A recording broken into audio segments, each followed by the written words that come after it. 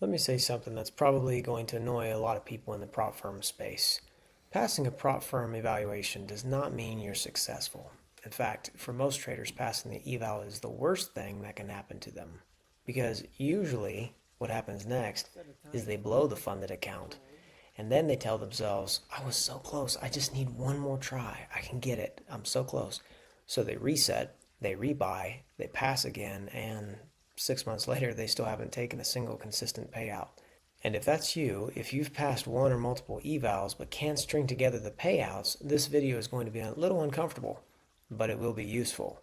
Because today I want to expose the biggest lie in prop firm trading and explain why passing the evaluation isn't the goal at all. And by the way, this has nothing to do with strategy. If you think this is about finding a better entry model, you're already missing the point. Let's start with what the internet tells you success in prop firm trading looks like. You see screenshots of passed in 3 days, 200K funded, first try, baby. And psychologically, this makes sense. Passing the eval is a clear milestone, a dopamine hit. It feels like progress, but here's the problem. Passing an evaluation is not proof of consistency. It's proof that you survived a temporary rule set. Most evaluations are designed around static profit targets, short-term horizons, directional pressure, make money fast. That environment rewards aggression, not sustainability. So when traders optimize for passing, they consistently train themselves to trade in a way that cannot survive funded conditions. They unconsciously train themselves to trade in a way that cannot survive funded conditions. Here's the cleanest way to think about this. Evaluation is a game, and like any game, it has rules, incentives, optimal behaviors. But the funded phase is a different game. The eval game is not the same as the funded game.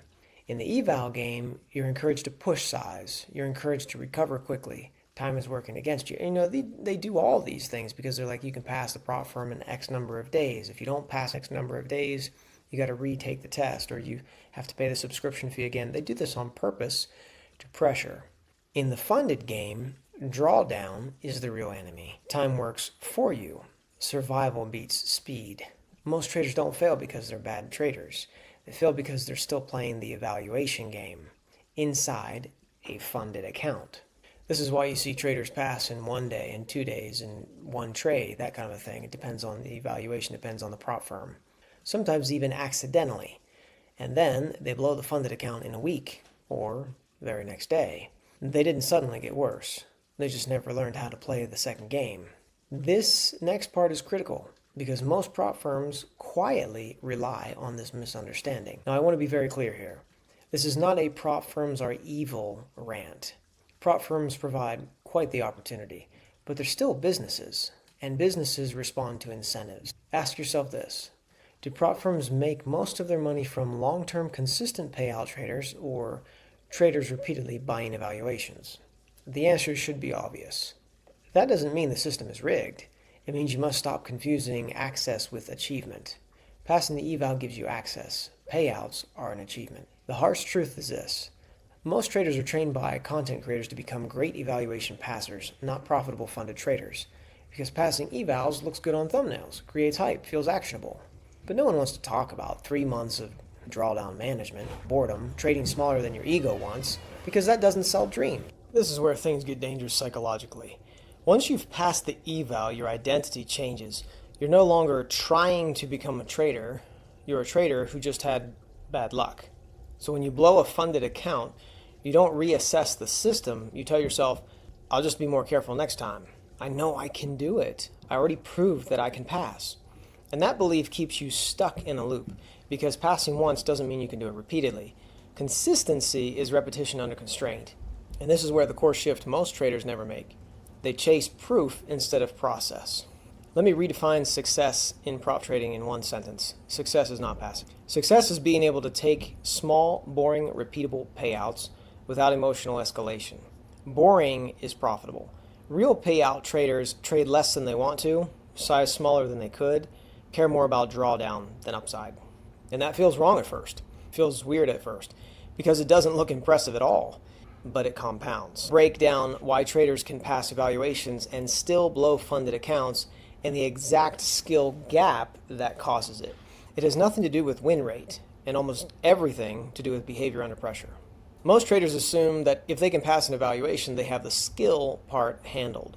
They think the only thing missing is discipline, better psychology, or just more screen time. But that's not actually the problem. The real gap between traders who pass and traders who get payouts is something far more specific. Execution skill is not equal to capital management skill. Passing an eval proves you can execute trades. Getting consistent payouts proves you can manage capital under emotional pressure. These are not the same skill. And the reason this matters is because prop firm trading massively amplifies the emotional weight of capital. Here's something counterintuitive. When traders first get funded, they often take worse trades than they did in the evaluation. Not because they're reckless, but because the money doesn't feel real yet. Just because they're funded, it doesn't mean they felt the ownership part. Psychologically, the account still feels like the firm's money, a temporary opportunity, something I can get again. If I lose it, I can get it back. So subconsciously, risk tolerance creeps up. You size a little bit bigger, you hold a little bit longer, you skip rules you never skipped in the eval. And this is why the first payout can be the hardest. Once you've withdrawn real money, it can flip. It can totally flip a switch. But most traders never get there because they blow the account right before that psychological shift happens. Next is where most traders misread their own data and sabotage themselves without even realizing it. Let's talk about that. The drawdown rules look reasonable. You read them, you think, okay, that's fair, I can work with that, I can do this. But emotionally, drawdown hits harder in funded accounts than in evaluations. Same rules, different pressure. Why? Because now every loss feels like a loss of opportunity, a delay to payout, a threat to your funded status. So traders react to drawdown instead of managing it. They try to make it back, they try to get green again, they try to reset the equity curve, and that's when the account unravels. Here's the uncomfortable truth, guys. Most blown funded accounts don't come from bad strategies. They come from drawdown response errors. This is where traders get defensive. They say, but my win rate is high. I'm profitable over time. I just had a bad week. None of that matters if your loss behavior isn't controlled. Losses can matter more than wins. Prop firm survival is not about how much you make on green days. It's about how little you can lose and still keep those green days. A trader who wins 45% of the time, keeps losses small, stops trading when conditions shift, will outlast a trader who wins 65% of the time, escalates risk after losses, and trades emotionally. This is why strategy hopping never actually fixes the problem, because the issue isn't the entries. It's what you do after the first loss. Next, let's talk about why traders feel like rules are tighter after funding, even when they're not, and how that perception alone causes failure. This is one of the hardest things for traders to accept. Most funded accounts aren't blown because the rules aren't fair, but because the trader's identity shifts. New identity equals new pressure. In the eval, you're anonymous. In the funded phase, you're someone who made it. Now every trade carries ego, fear of losing status, and fear of starting over. So you micromanage trades. You hesitate on exits. You override your plan just this once. And paradoxically, that makes you worse. The first payout becomes this mental finish line. Traders think, if I can just get this payout, everything will change. And they're half right, but chasing the payout directly is the fastest way to miss it. Payouts are a byproduct. They are not the target. They should not be the target. Never, ever, ever should they be the target. When traders fixate on dollar amounts, withdrawal dates, profit targets, they start forcing trades. The traders who actually get payouts do the opposite.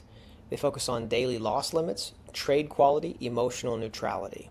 And the payout shows up almost accidentally. There's a phase most traders don't talk about, right after passing multiple evals, right before quitting. The silent burnout phase. You're tired, you're frustrated, you feel like you've done everything right, and that's dangerous because burnouts lead to overtrading, rule bending, emotional decisions. This is where traders either level up or they spiral out of control. Next, let's talk about the exact mindset and structural shift that separates payout traders from everyone else, and why it feels almost boring when you finally get it right. Here's something that surprises almost everyone. The traders who get consistent payouts don't look impressive. They don't pass the eval in 2 days. They don't trade every session. They don't post big wins on social media. Boring gets results sometimes. In fact, if you watch their execution without context, you might think they're underperforming. But they're not trying to impress anyone. They're trying to stay funded. And this leads to the first major shift you have to make. Most traders think success is built on strategy, win rate, and market knowledge. Those things do matter, but they're not the foundation. Consistent payouts are built on a stack of skills, and they must be learned in the right order. Risk control, behavioral control, structural simplicity, emotional neutrality.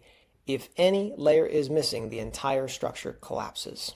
Let's start with the least sexy layer, and the most important layer. This is where most traders think they're disciplined, but they're not. They say, I only risk 1%. I follow the rules. I use stop losses. But risk control in prop firm trading is not about percentage. It's about drawdown tolerance. You need to be very careful about the amount of money that you risk. Real payout traders define risk like this. How many mistakes can I make and still survive in a row without emotional damage? So instead of maximizing the upside, they design their risk so a losing streak doesn't change behavior. A red day doesn't feel urgent. A drawdown doesn't require recovery. If you feel pressure after one loss, your risk is too high, even if it's within the rules. This is the skill no one wants to train because it has nothing to do with charts. Behavioral control is what happens after your first loss, after your first win, after you miss a trade. If you're tempted to FOMO trade, your behavior after events matters sometimes more than the event itself. Most blown accounts don't come from bad setups. They come from reaction trading. One loss becomes a second impulsive trade, size increase, a rule exception. Consistent payout traders build behavioral rules, not just trade rules. Some examples are max one loss per session, hard stop after emotional spike, no revenge setups. This is boring. That's why it works. This next skill is the one that unlocks longevity, and almost nobody practices it intentionally. Most traders overcomplicate their trading as a form of control. More indicators, more sessions, more models, but complexity increases decision fatigue. Simplicity preserves discipline. Payout traders simplify aggressively. They trade fewer sessions, fewer setups, fewer instruments, not because they can't trade more, but because restraint preserves clarity. This is where many traders resist because simplicity feels like you're doing less, but less activity is what keeps you funded. Now the final layer, and it only develops once the other three are in place. Emotional neutrality doesn't mean you feel nothing. It means your emotions don't change your decisions. Feelings are allowed, but you must restrict your reactions. The moment you need a payout, you need to recover, you need to prove something, you have to hit your goal for the day. You've already lost objectivity. Consistent traders aim for flat emotional days, indifference to individual trades, focus on execution quality. And here's the key insight. They don't try to be disciplined. They engineer discipline through structure.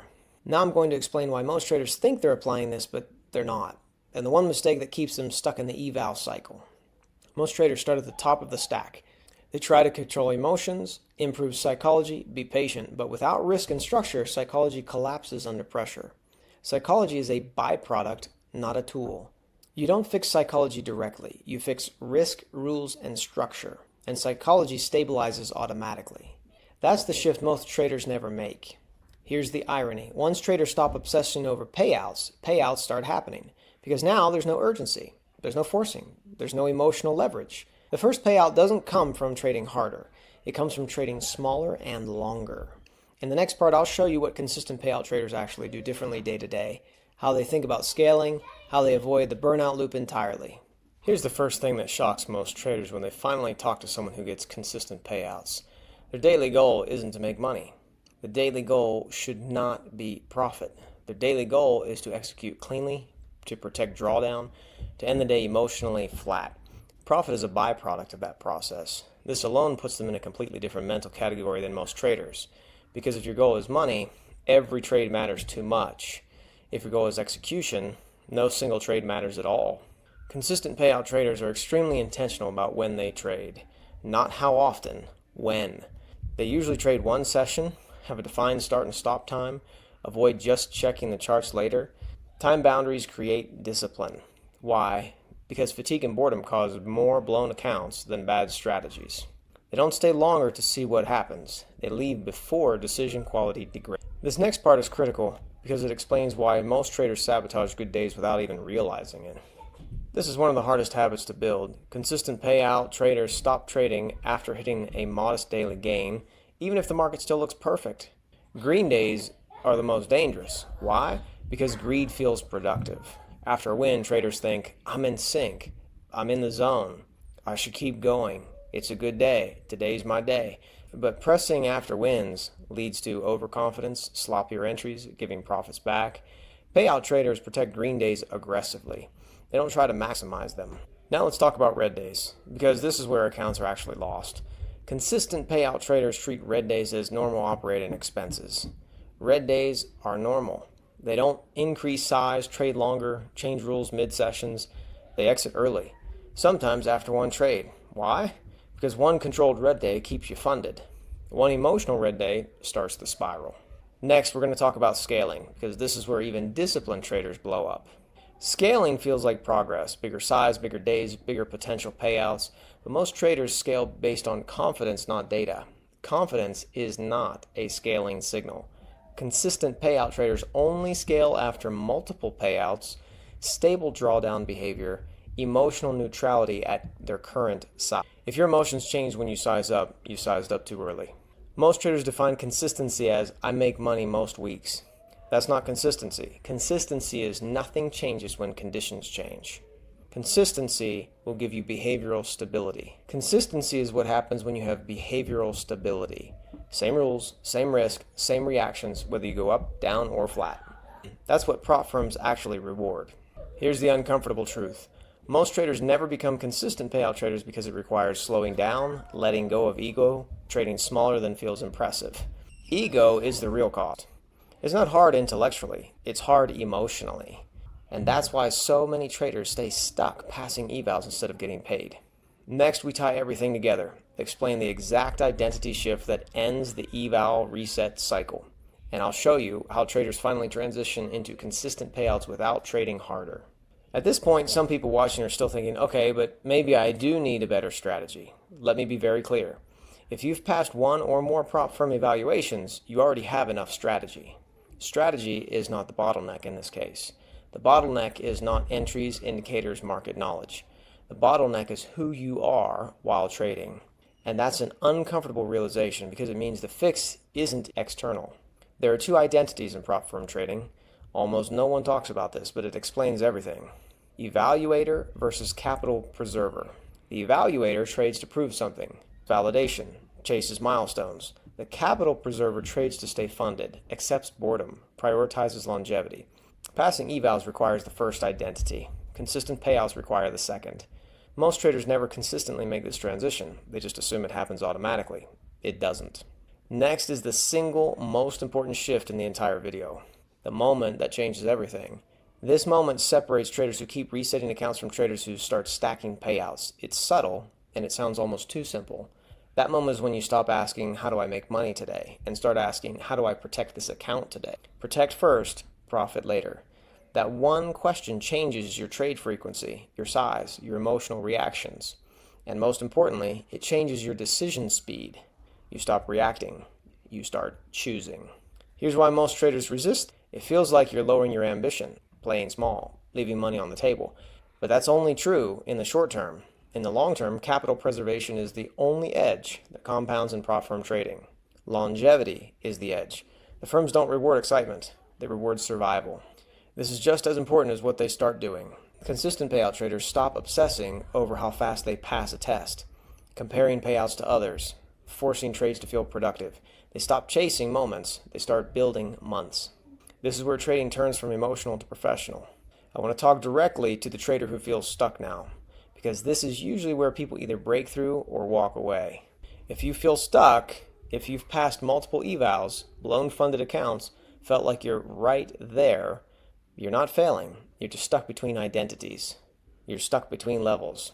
You're no longer a beginner, but you haven't fully become a capital manager yet. That transition doesn't happen by watching more strategy videos. It happens by reconstructing how you trade and how you think under pressure. This is exactly why most traders who finally break through don't do it alone. Not because they're incapable, but because self-correction is hard when you're emotionally involved. Blind spots are invisible solo. Sometimes you don't need more information. You need accountability, external structure, someone who sees patterns you can't see mid-trade. This isn't a weakness. It's professionalism. If you're watching this and thinking, okay, this explains exactly what I'm struggling with, then you're the kind of trader I work with. I don't work with beginners. I don't work with gamblers. I work with traders who can already pass. They just need to cross the final gap into consistency. If you want help restructuring risk, behavior, daily execution, so that payouts become normal instead of rare, so that blown accounts almost never happen, you'll find the link below. No pressure, no promises of fast money, but I do promise a focus on staying funded and getting paid. Let me leave you with this. Passing a prop firm evaluation is not success. It's an invitation. What you do after that invitation determines whether this becomes a cycle of resets or a source of consistent income. The traders who win long-term don't trade harder. They trade different. Passing is access. Payouts are the goal.